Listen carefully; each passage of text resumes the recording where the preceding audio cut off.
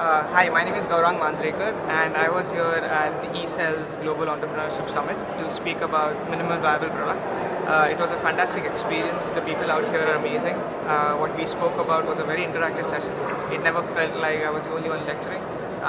Very high quality audience and very eager entrepreneurs to be entrepreneurs out here, who not only were just understanding the summary, but were in depths of understanding how entrepreneurship works. How do you actually build your own product? How do you go out and deploy it in the market? And how do you make a business out of it? Great experience, and I hope this continues. Okay. According to you, what entrepreneurs can put in their efforts to make minimum viable product? So I think most of them were worried about how much budget do they need and what are the skills do they need, and I don't think that's a question that they should be asking. They are trying to find solutions to a business problem that they've identified. They do have $1 million idea.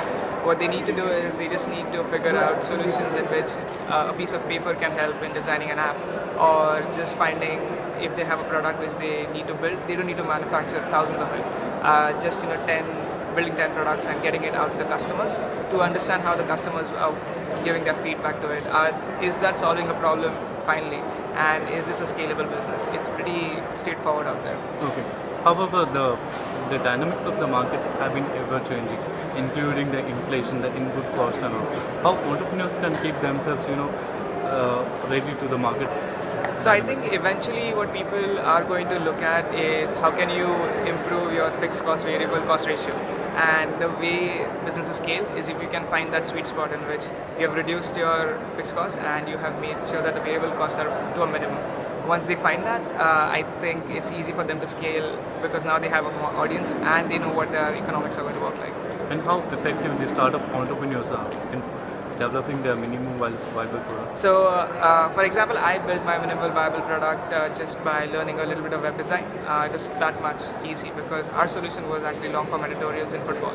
Similarly, you don't need a lot of money to develop an app. You easily find freelancers. They don't need to learn coding themselves.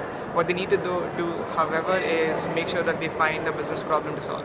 Is there a customer pain point which they see, and have they identified a solution which is not there, or can they make a certain process which is already there 100 times better and faster?